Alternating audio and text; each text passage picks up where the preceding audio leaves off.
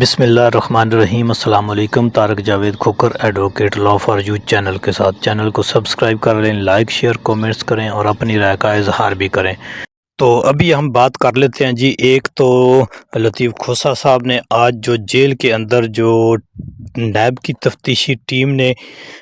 جو تفتیش کے سلسلہ میں اور جو عدالت جو تھی اس کی جو کارروائی تھی، یعنی نیب القادر ٹرسٹ کیس کے اندر اس کی کارروائی کے حوالے سے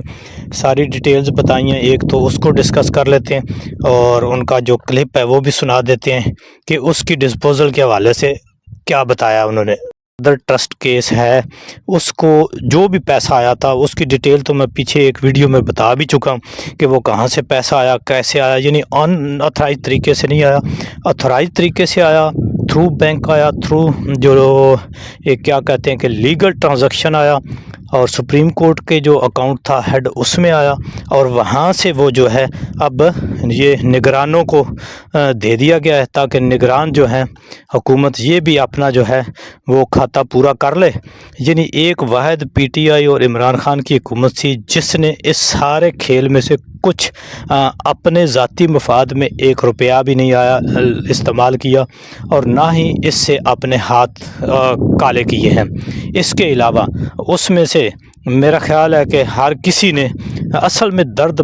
یہ ہے کہ یہ اتنا زیادہ پیسہ تھا اور اس میں سے ہمیں کیوں نہیں ملا۔ تو امید ہے کہ اب بذریعہ نگران بچے یہ سارے جو ہیں اپنا اپنا حصہ اس میں سے وصول کریں گے، اور یہ پورا کیس اس کے بارے میں جو لطیف کھوسہ صاحب نے بتایا وہ بھی آپ سن لیں خود ہی اس کلپ میں۔ اور پھر جو آج ایک کھلواڑ کیا گیا ہے جو کہ نون لیگ کا ایک وتیرہ ہے کہ ماضی میں بھی انہوں نے خواتین کی عزتوں کو اچھالا ہے، انہوں نے اداروں کی عزتوں کو اچھالا ہے، انہوں نے ہر وہ آپ کیا کہہ رہے ہیں کہ کام کیا ہے جو اخلاق سے گرا ہوا ہے، یعنی بے نظیر کے پوسٹر ننگے گرانے والی بات ہو، یا خواتین کی عزتیں اچھالنے والی بات ہو، یا خاندانوں کی عزتیں اچھالنے والی بات ہو، ماضی میں آپ ان کی یا اداروں کے حوالے سے ہو کہ اداروں کے اوپر چڑھائی کرنے کی بات ہو، تو اب تو تقریباً آپ یہ دیکھ لیں کہ تمام ادارے تباہ ہو چکے ہیں، اور اگر کوئی رہ گئی ہے تو عدلیہ کے اندر ایک تھوڑی بہت کبھی کبھی رمق نظر آتی ہے کہ کوئی اس میں سانس باقی ہے، باقی ہر چیز لمبلیٹ ہے۔ تو وہ بھی اب کس حد تک وہ سانس، وہ بھی کچھ مجبوراً سانس لیتی ہے عدلیہ بھی، اور کچھ جو ہے وہ ان کی مجبوری ہے۔ تو دیکھتے ہیں کہ یہ سارا کھیل جو ہے کہاں ختم ہوتا ہے۔ آئیے لطیف کھوسہ صاحب کی باتیں سنتے ہیں۔ لیکن عدالت نے صحیح بات تو یہ ہے کہ عدالت نے جسمانی ریمانڈ کی درخواست کو مسترد کرتے ہوئے ان کی پذیرائی نہیں کی ہے، اور ویسے بھی ہماری تو پہلے دن سے شکایات یہی تھی کہ آپ ان کو کیوں اتنی زیادہ ڈھیل دے رہے ہیں، بار بار جسمانی ریمانڈ کیسے آپ دے رہے ہیں، صرف آپ کو تفتیش کے لیے ہی ہے، اور وہ تفتیش پر اگر ضمانت پر بھی ہو تب بھی تفتیش ہو سکتی ہے کہ سپریم کورٹ نے 190 ملین پاؤنڈ براہ راست جو ہے ٹرانسفر کر دیے ہیں خزانے میں، سرکاری خزانے میں منتقل کر دیے ہیں۔ سپریم کورٹ نے خود، جو وہ نیشنل کرائمز ایجنسی برطانیہ نے جو بھیجے تھے رجسٹرار کے ڈیزگنیٹڈ اکاؤنٹ میں، جس میں محترم ریاض ملک صاحب کے ذمے 460 ارب روپیہ ان پر ڈالا گیا تھا کہ انہوں نے جو زمین سندھ میں خرید کی ہے وہ کم قیمت پہ خرید کی ہے، اور 460 ارب روپیہ ان کے ذمے سپریم کورٹ نے ڈال کر اور قسطیں کر دیں، اور رجسٹرار کو کہا کہ آپ ایک اکاؤنٹ بنائیں گے جس میں یہ 460 ملین روپیہ جب تک نہیں آئے گا آپ اس کو امپلیمنٹیشن کمیٹی جو ہے بنا دی گئی۔ تو چیف جسٹس صاحب کی سربراہی میں یہ 2-3 دن پہلے جو ہوا تھا، میں نے پچھلی اس پہ عرض کیا تھا، انہوں نے ریاض ملک صاحب کو بھی بلایا ہوا تھا، تمام فریقین کو بلایا ہوا تھا۔ انہوں نے اسی پچھلے ہفتے جو فیصلہ کیا ہے، انہوں نے اس کے تابع 35 ارب روپیہ، 190 ملین کا 35 ارب روپیہ بنتا ہے، وہ 35 ارب روپیہ انہوں نے वहाँ से निकाल के सुप्रीम कोर्ट के डेजिग्नेटेड अकाउंट जो कि बहरिया ट्रस्ट लिमिटेड के अकाउंट्स बाजबात के ज़ुमरे में बनाया गया था, उसमें से निकाल के उन्होंने कहा कि ये वफाकी हुकूमत के सपोर्ट कर दें, सरकारी ख़जाने में दे दें। सो 190 मिलियन सीधा सीधा जो है वो सरकारी ख़जाने में आ गया। तो साइफर ये केस तो ख़त्म हो गया, अलकायदा का अल-कादिर वाला केस ख़त्म हो गया। नैब की टीम इस 5 या 3 रोज़ा रिमांड से 15 नवंबर से अब तक मुसलसल तफ्तीश कर रही है। क्या निकाला उन्होंने? यही निकाला है कि 190 अरब जो है उनको नहीं मिली कमीशन। अगर वो बरामदगी करते अपने खाते में तो वो उसमें से अपनी कटौती लेते। वो सीधा का सीधा 100, और हम पहले दिन से कहते आए हैं कि भाई ये नेशनल क्राइम एजेंसी जो है उसने बराह रास्त रकम बरतानिया से जो है डेजिग्नेटेड अकाउंट सुप्रीम कोर्ट के रजिस्ट्रार के अकाउंट में भेजे हैं। तो अगर आपको मकसूद है ये 190 मिलियन पाउंड्स, तो आप सुप्रीम कोर्ट में दरख्वास्त दे के ये जहाँ भी चाहते हैं मुंतकिल करवा लें। नैब लेना चाहती है ले ले, या वफाकी हुकूमत अगर लेना चाहती है तो काबीना जो है करारदाद दे या एक दरख्वास्त दे सुप्रीम कोर्ट में और ले ले।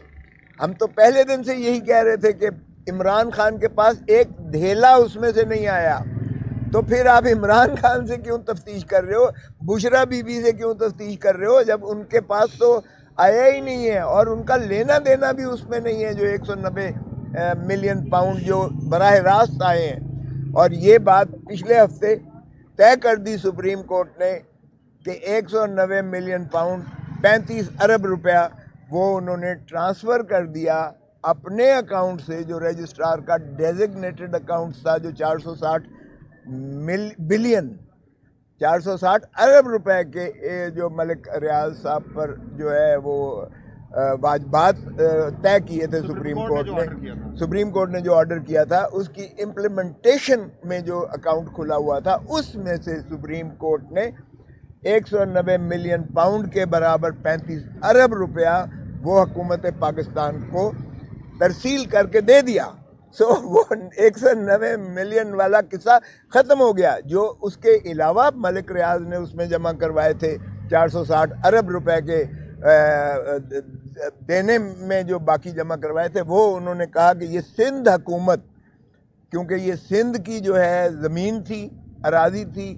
जिसको मलिक रियाज साहब ने लिया था, जिसकी सुप्रीम कोर्ट ने कहा कीमत कम दी गई है, जिसका तायन करने के बाद 460 अरब का उन्होंने उनके ज़िम्मे वाजबात लगाए और जिस पर अकाउंट रजिस्ट्रार के डेजिग्नेटेड था